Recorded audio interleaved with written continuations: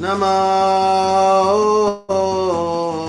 Vishnupadaya Krishna Prasthaya Bhutale Srimate Bhaktivedanta Swamiti Namine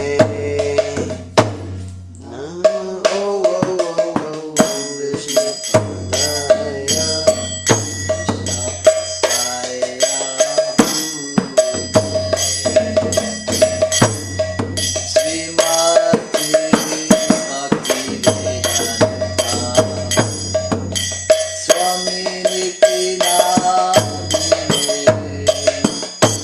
Namaste Saraswati Deve Gauravani Pracharine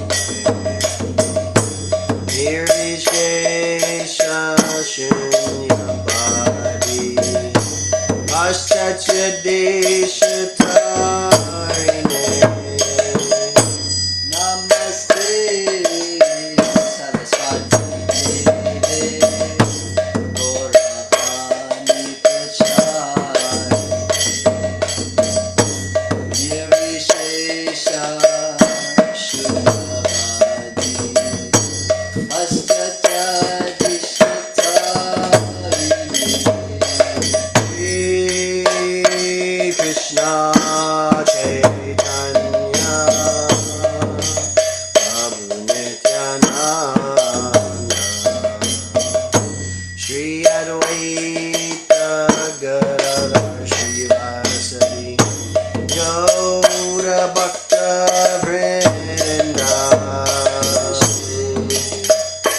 Krishna Chaitanya Prabhu Nityananda Shri Advaita Gadadhar Srivasadi Gaura Bhakta Vrinda Shri Krishna Chaitanya Prabhu Nityananda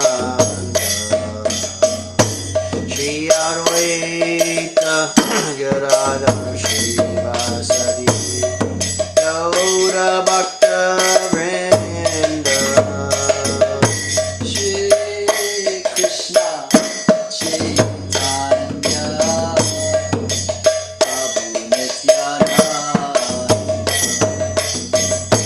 Shri Advaita Gadadhar Srivasadi Gaura Bhakta Vrinda Shri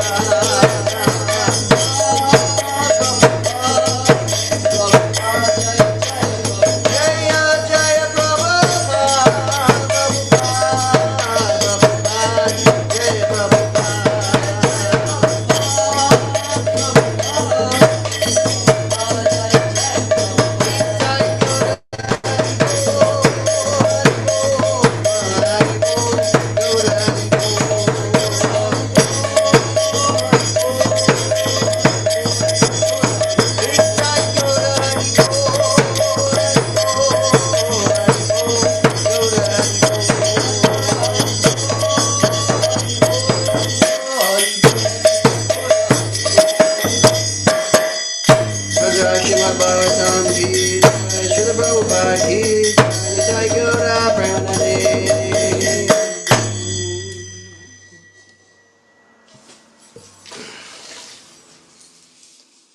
I was trying not to expose my oven in the kitchen, but got so into the kirtan that I moved the camera and everybody saw it.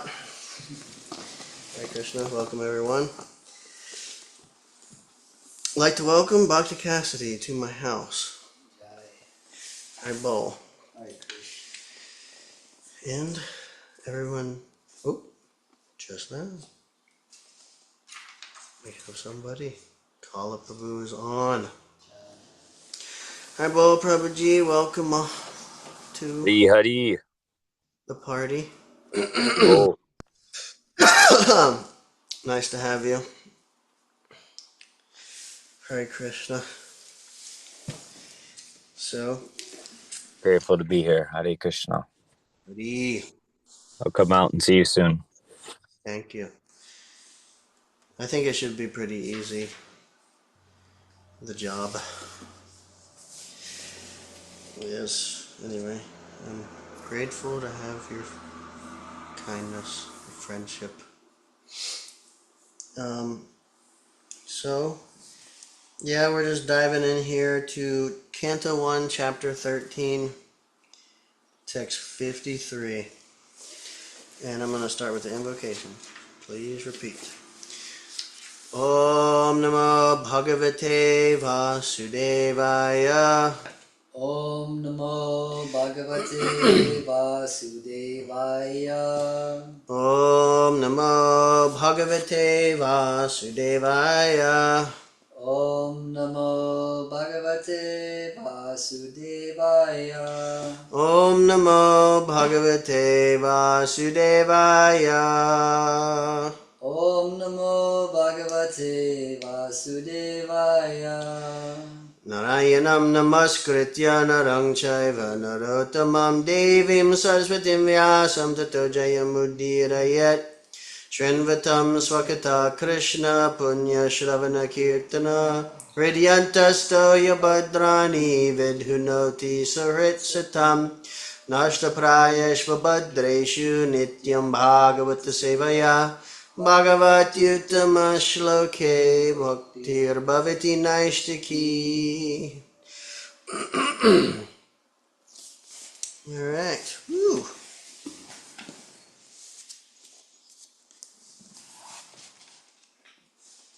Wait a minute.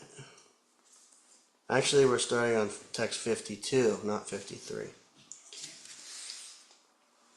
Should be on the same page. Shrotabhi saptabirya vai svardhuni saptadar vidyat saptanam pritaye nana saptashokta prachakshate. The place is called Saptashrota, divided by 7, because there the waters of the sacred Ganges were divided into 7 branches. This was done for the satisfaction of the 7 great rishis. Snatvanu savanam tasmin udvajagnin yata vidhi abhaksha upasantatma sa aste vigatai shanaha. On the banks at Saptashrota, Dhritarashtra is now engaged in beginning Ashtanga Yoga by bathing 3 times daily, in the morning, noon, and evening, by performing the Agnihotra sacrifice with fire, and by drinking only water. This helps one control the mind and the senses and frees one completely from thoughts of familial affection. Purport. Pretty amazing. The yoga system is a mechanical way to control the senses and the mind and divert them from matter to spirit. The preliminary processes are the sitting posture, meditation, spiritual thoughts, manipulation of air passing within the body, and gradual situation in trance, facing the absolute person, Paramatma. Such mechanical ways of rising to the spiritual platform prescribe some regulative principles of taking bath daily 3 times, fasting as far as possible, sitting and concentrating the mind on spiritual matters, and thus gradually becoming free from vishaya, or material objectives. Material existence means to be absorbed in the material objective, which is simply illusory. House, country, family, society, children, property, and business are some of the material coverings of the spirit, Atma, and the yoga system helps one to become free from all these illusory thoughts and gradually turn towards the absolute person, Paramatma. By material association and education, we learn simply to concentrate on flimsy things, but yoga is the process of forgetting them altogether. Modern so-called yogis and yoga systems manifest some magical feats, and ignorant persons are attracted by such false things. Or they accept the yoga system as a cheap healing process for diseases of the gross body. But factually, the yoga system is the process of learning to forget what we have acquired throughout the struggle for existence. Dhritarashtra was all along engaged in improving family affairs by rising the standard of living of his sons, or by usurping the property of the Pandavas for the sake of his own sons. I'll read it again. Dhritarashtra was all along engaged in improving family affairs by raising the standard of living of his sons, or by usurping the property of the Pandavas for the sake of his own sons. These are common affairs for a man grossly materialistic and without knowledge of the spiritual force. He does not see how this can drag one from heaven to hell.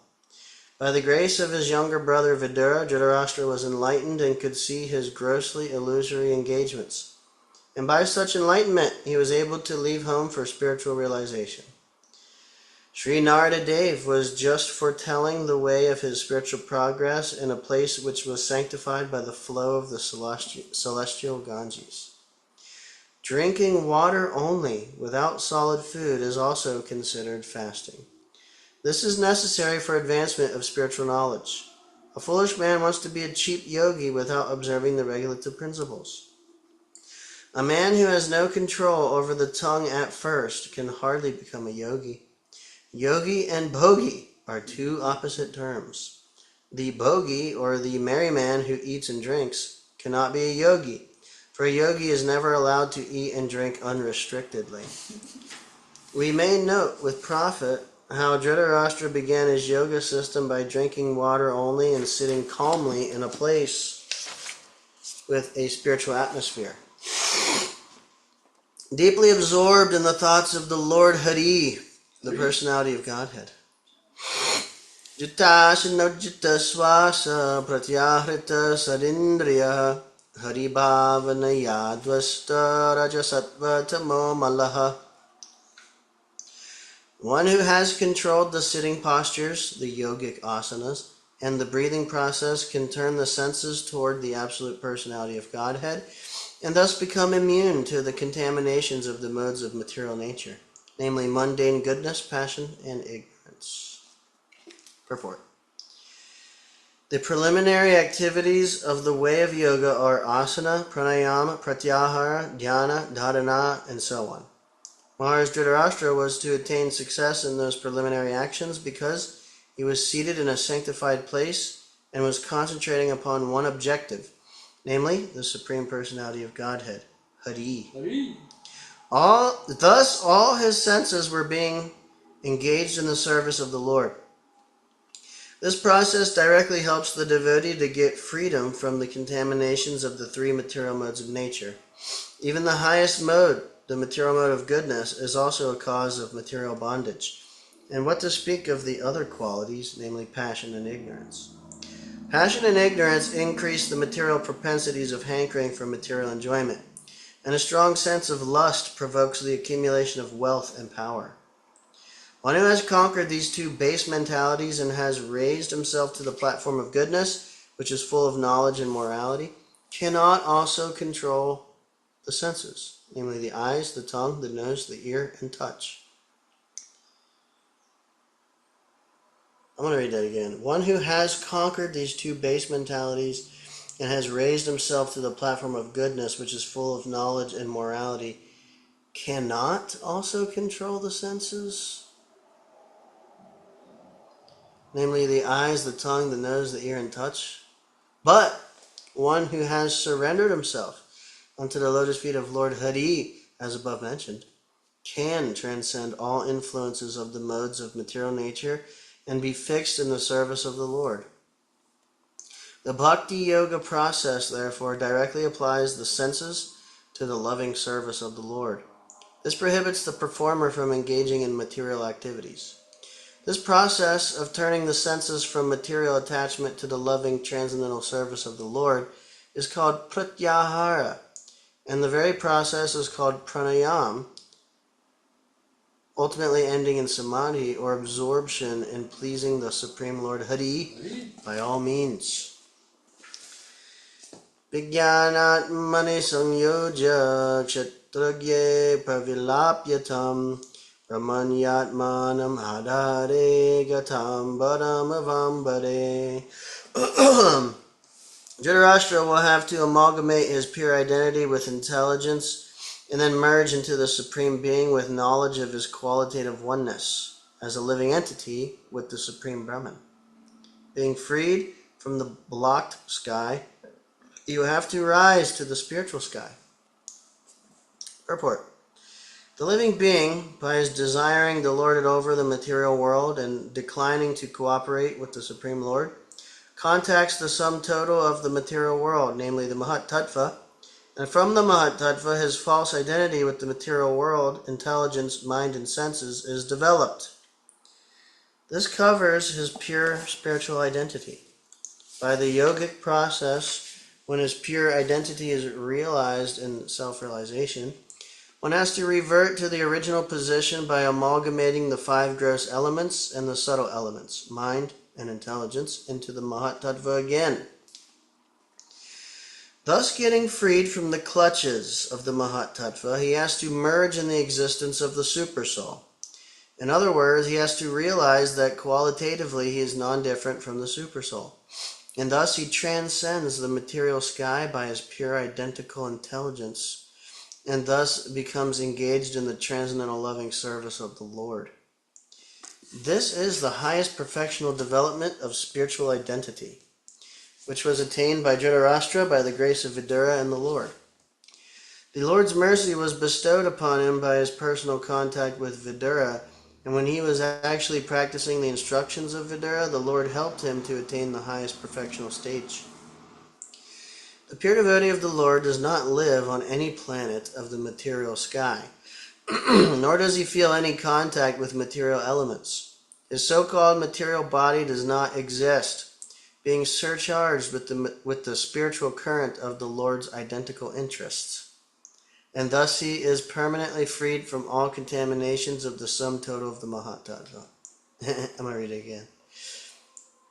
His so-called material body does not exist, being surcharged with the spiritual current of the Lord's identical interest. And thus he is permanently freed from all contaminations of the sum total of the Mahat Tattva. He is always in the spiritual sky, which he attains by being transcendental to the sevenfold material coverings by the effect of his devotional service. The conditioned souls are within the coverings, whereas the liberated soul is far beyond the cover. Nice. Tvashtamaya guno dharko niruda karanashaya nivartita kilahara aste stanor ivachalaha tashantaraya maiva bhu sanyasta kilakarmanaha. He will have to suspend all the actions of the senses, even from the outside, and will have to be impervious to interactions of the senses, which are influenced by the modes of material nature. After renouncing all material duties, he must become immovably established beyond all sources of hindrances on the path. Purport. Dhritarashtra had attained, by the yogic process, the stage of negation of all sorts of material reaction. The effects of the material modes of nature draw the victim to indefatigable desires of enjoying matter. But one can escape such false enjoyment by the yogic process. Every sense is always busy in searching for its food, and thus the conditioned soul is assaulted from all sides and has no chance to become steady in any pursuit. Maharaj Yudhisthira was advised by Narada not to disturb his uncle by attempting to bring him back home. He was now beyond the attraction of anything material. The material modes of nature, the gunas, have their different modes of activities, but above the material modes of nature is a spiritual mode, which is absolute. Nirguna means without reaction. The spiritual mode and its effect are identical. Therefore, the spiritual quality is distinguished from its material counterpart by the word nirguna. After complete suspension of the material modes of nature, one is admitted to the spiritual sphere. An action dictated by the spiritual modes is called devotional service or bhakti. Bhakti is therefore nirguna, attained by direct contact with the Absolute. Yeah. Yay! Got some nectar to share, Prabhuji? Yeah. Just listening. Happy to hear. It's hitting the notes, though. Thank you. It's as simple as just a little bit of service done with pure affection. Okay, text 57. Savadya tanad rajan parata panchame hani kalevaram hashati swam tascha pasmi bhavishyati. O king, he will quit his body most probably on the 5th day from today, and his body will turn to ashes. Purport. Narada Muni's prophecy prohibited Yudhisthira Maharaj from going to the place where his uncle was staying, because even after quitting the body by his own mystic power, Dhritarashtra would not be in need of any funeral ceremony. Narada Muni indicated that his body by itself would burn to ashes. The perfection of the yoga system is attained by such mystic power. The yogi is able to quit his body by his own choice of time and can attain any planet he desires by turning the present body into ashes by self-made fire.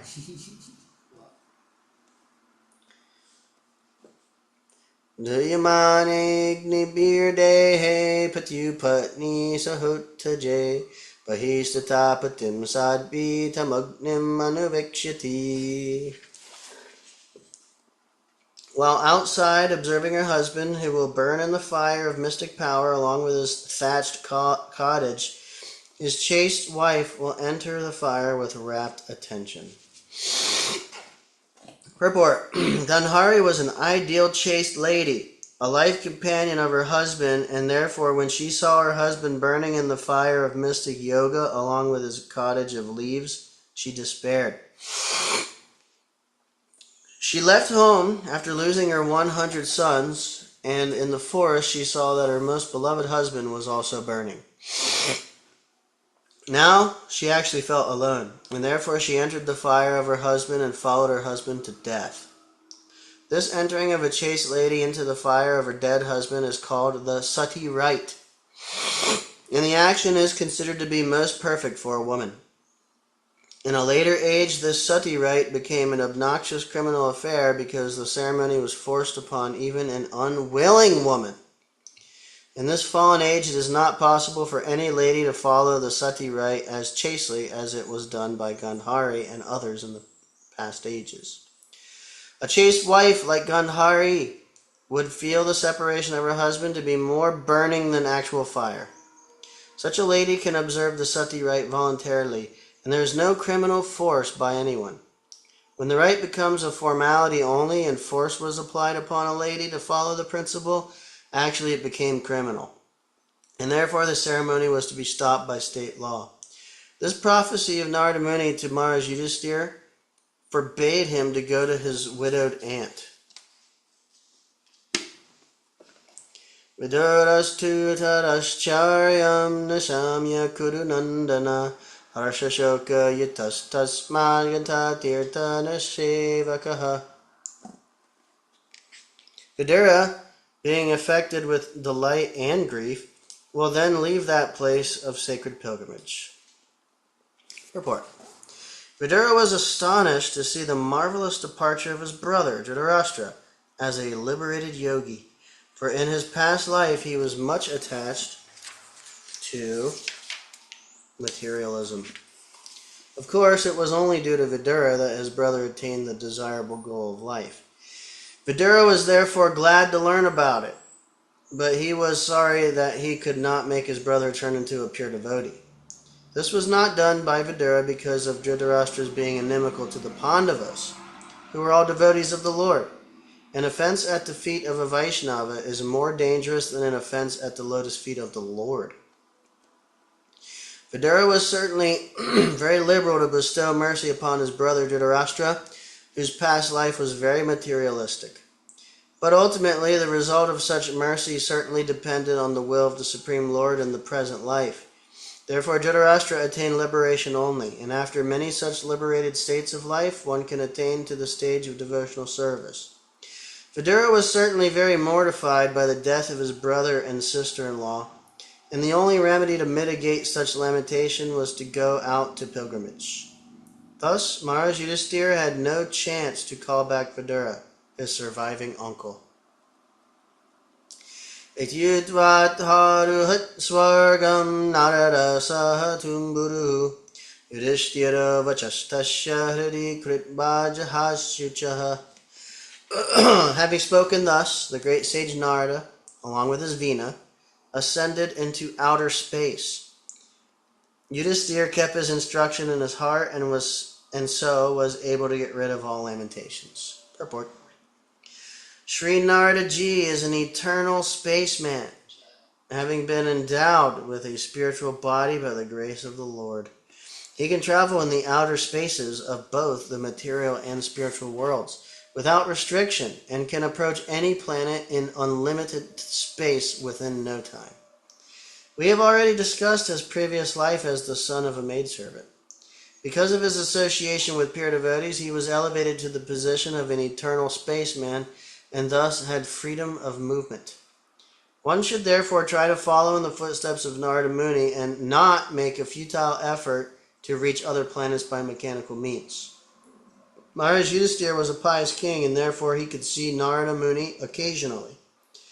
Anyone who desires to see Narada Muni must first be pious and follow in the footsteps of Narada Muni. Thus end the Bhaktivedanta purports of the first canto, 13th chapter of the Srimad Bhagavatam, entitled Dhritarashtra Quits Home! Sadhu, sadhu.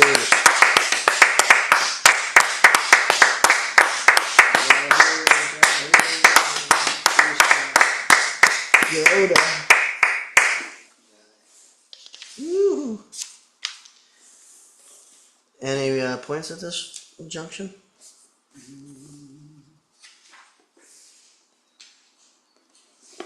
I like the term bogey as opposed like the opposite of yogi. That's pretty funny. I've always heard like karmi as like materialistic people. I've never heard bogey. Really? You know, like boga. Mm-hmm. Yep. Yeah. Boga means enjoyment. Oh, Bogey, okay. one who's like trying to enjoy. I see. I see. Yeah. And they're bogus. Mm-hmm. Yeah. Bogey. I remember when I was in the brahmachari ashram, one brahmachari, I'm not going to say who it was. He's kind of famous. But anyway, he came up to me and he said, poo once a day, yogi. Poo twice a day, bogey. And he's like, 3 times a day? And he didn't know what to say. And I said, go to the hospital. Because, like yogis are, I don't know where we read this, but basically, we should pass stool like once a day is like healthy. Mm-hmm. So that's a yogi.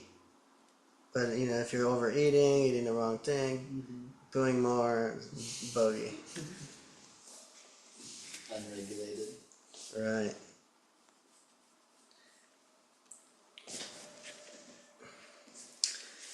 Okay.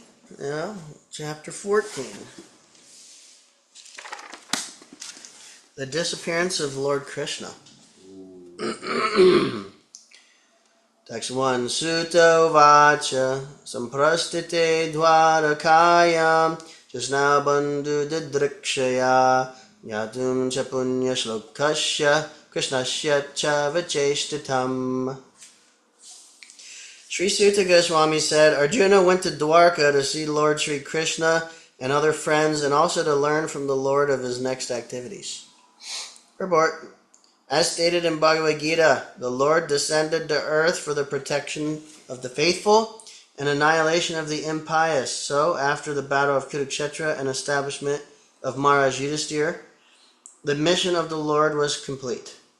The Pandavas, especially Sri Arjuna, were eternal companions of the Lord, and therefore Arjuna went to Dwarka to hear from the Lord of his next program of work.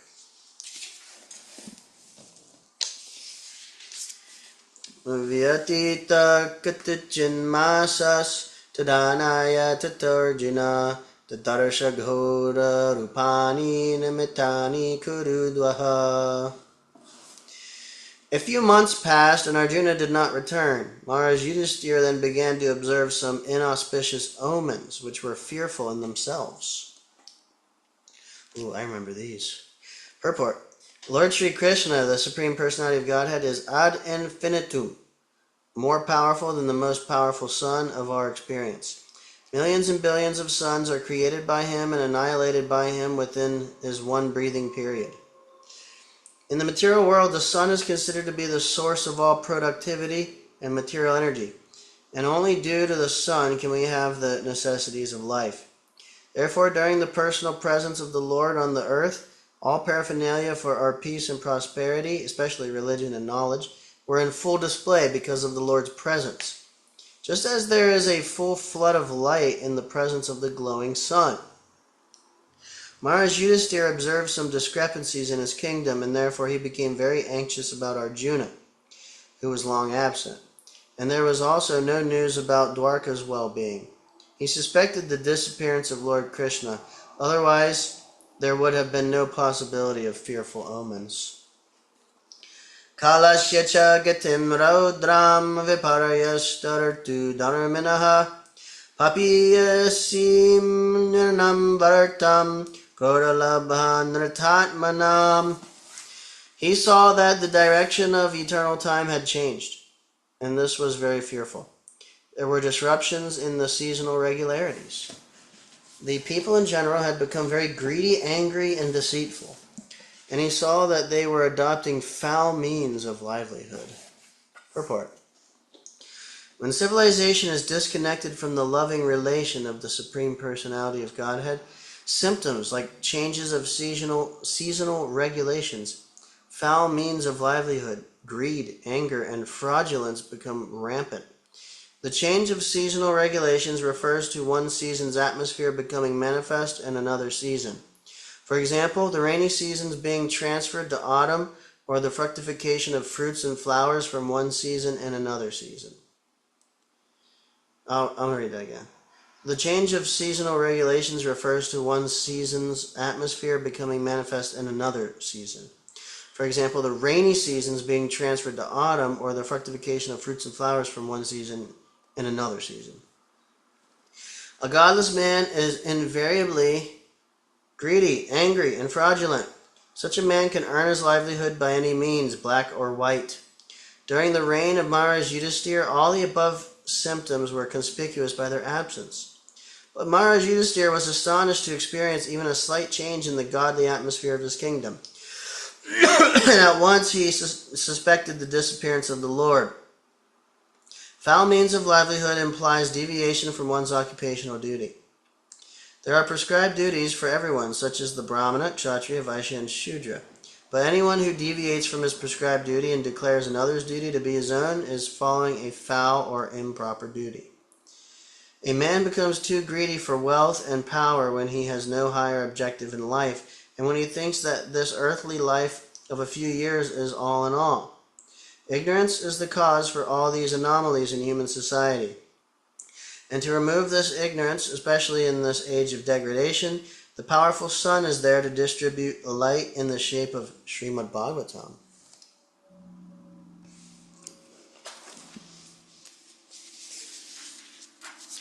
Jima prayam vyavahritam satyamishram shasohridam pitrmatra suhrid bratra damphatinam chakalkanam. All ordinary transactions and dealings become polluted with cheating, even between friends, and in familial affairs there was always misunderstanding between fathers, mothers, and sons, between well-wishers and between brothers. Even between husband and wife there was always strain and quarrel. Purport. A conditioned living being is endowed with four principles of malpractice, namely errors, insanity, inability, and cheating.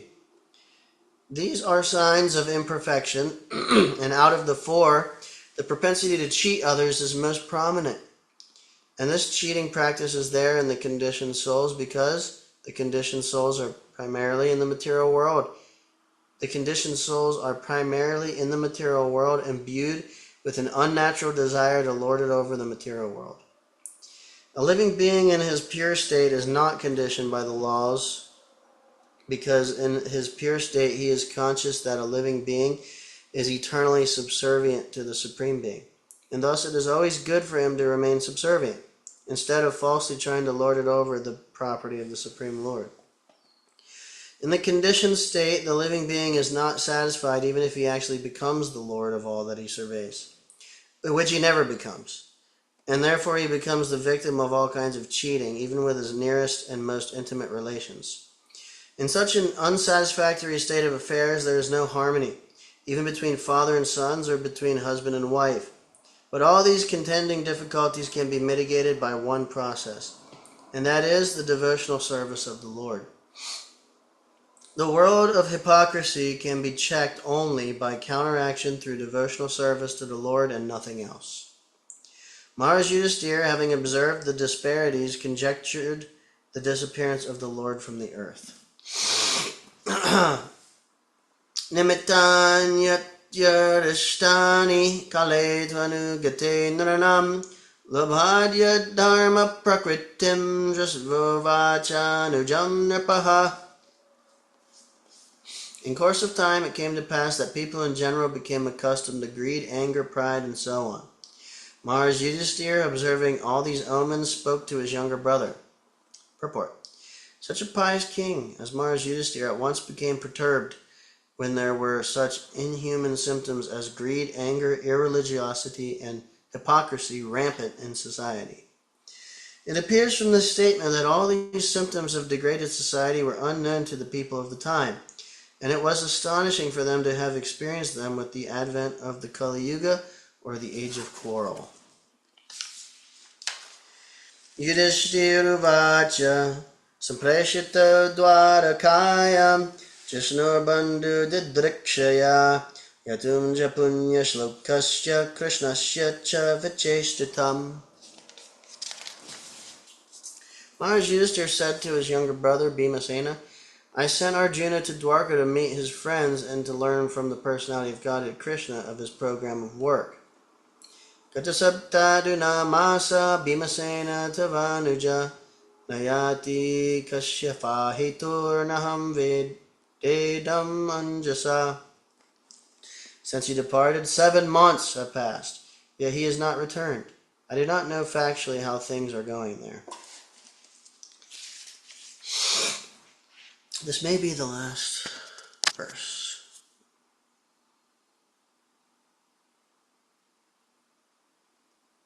One second here. One second.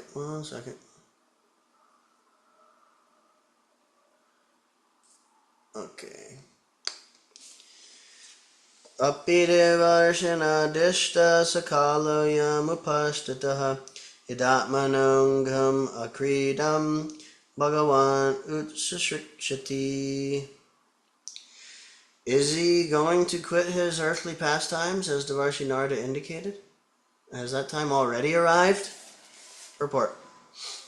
As we have discussed many times, the Supreme Personality of Godhead, Lord Sri Krishna, has many plenary expansions, and each and every one of them, although equally powerful, executes different functions. In Bhagavad Gita, there are different statements by the Lord, and each of these statements is meant for different plenary portions or portions of the plenary portions.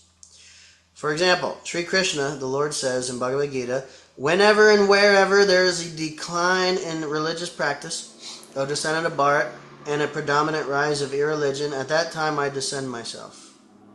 Bhagavad Gita 4:7. To deliver the faithful, to annihilate the miscreants, and also to reestablish the principles of occupational duty, I appear in every age.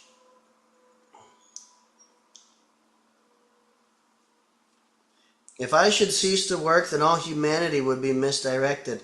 I would also be the cause of creating unwanted population, and I would thereby destroy the peace of all sentient beings.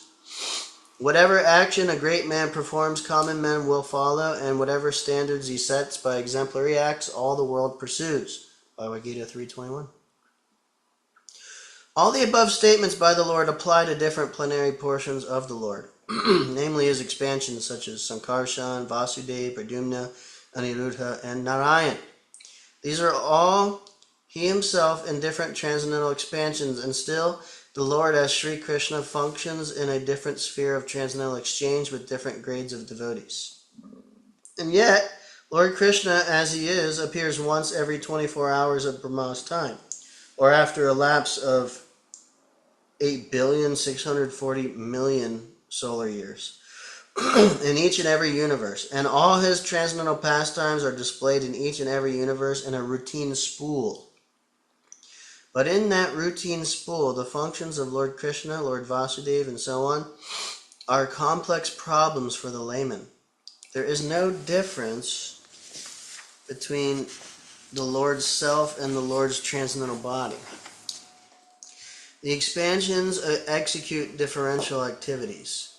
When the Lord, however, appears in his person as Lord Sri Krishna, his other plenary portions also join in him by his inconceivable potency called Yoga Maya. And thus the Lord Krishna of Vrindavan is different from the Lord Krishna of Mathura or the Lord Krishna of Dwarka. The Virat Rupa of Lord Krishna is also different from him by his inconceivable potency.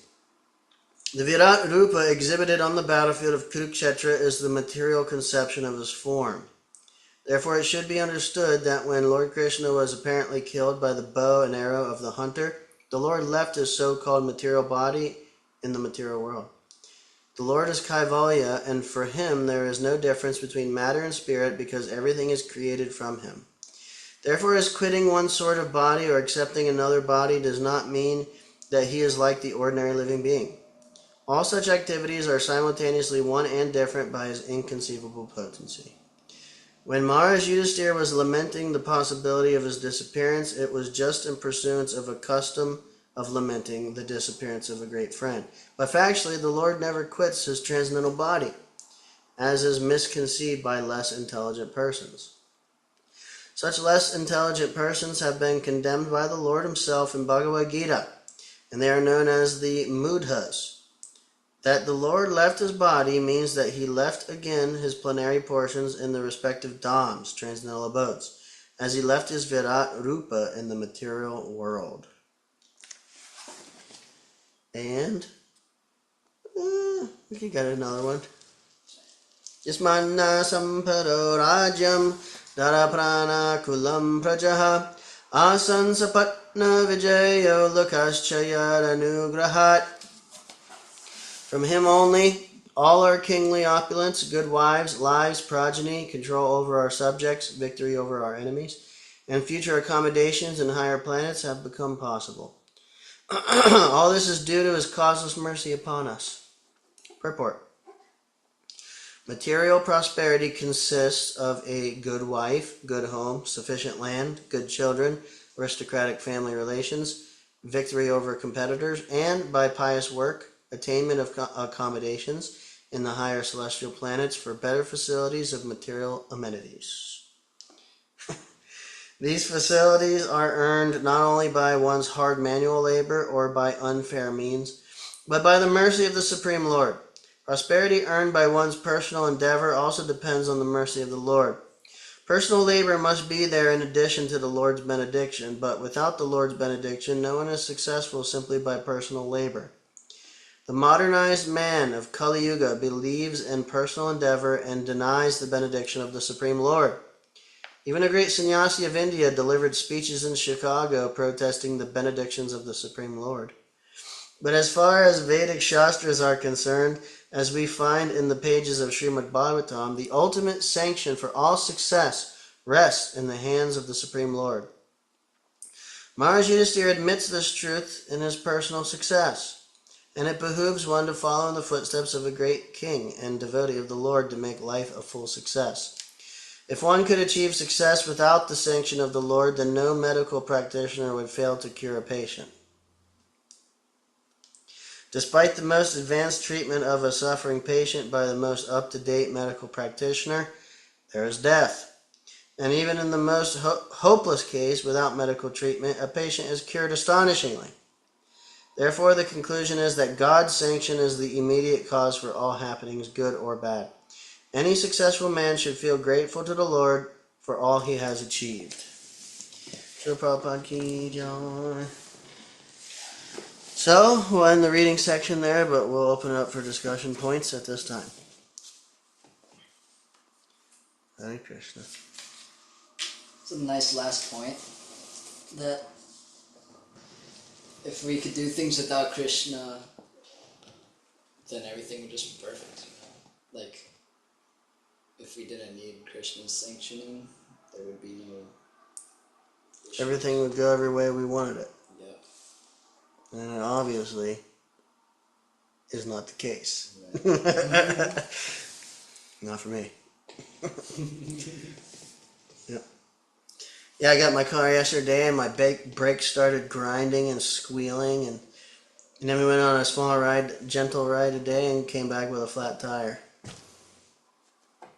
And only the Lord knows what's going to happen next. I'm afraid this chandelier is going to fall on my head walking by. But it also, simultaneously, not just that point, but the other point of, success means aligning oneself with the Lord, basically. Success cannot be had separately. So it really, it really makes you want to chant Hare Krishna more, engage more in devotional service directly, and, not endeavor so much on a material level. Right. Any successful man should feel grateful to the Lord for all he has achieved. Right. Text 9 for Hare Krishna. Well, any points from Kala Prabhu? Hare Krishna. No points, but I will be there very shortly to help the people. Okay, I'll get I'll get the pump primed here. Hare Krishna. Well, thank you so much for tuning in and being here. All glories to the Prabhupada ki jai. Panchakalpa tarubhyascha kripa sindhubhya eva cha patitanam bhavanebhyo vaishnavebhyo namo namaha. Anantakoti Vaishnava Vrinda ki jai.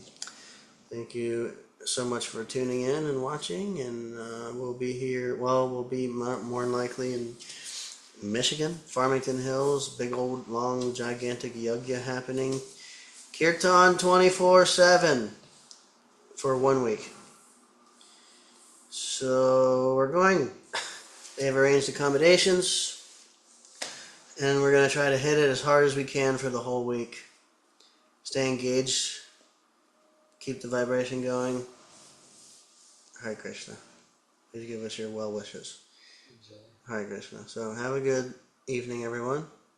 Hare Bol.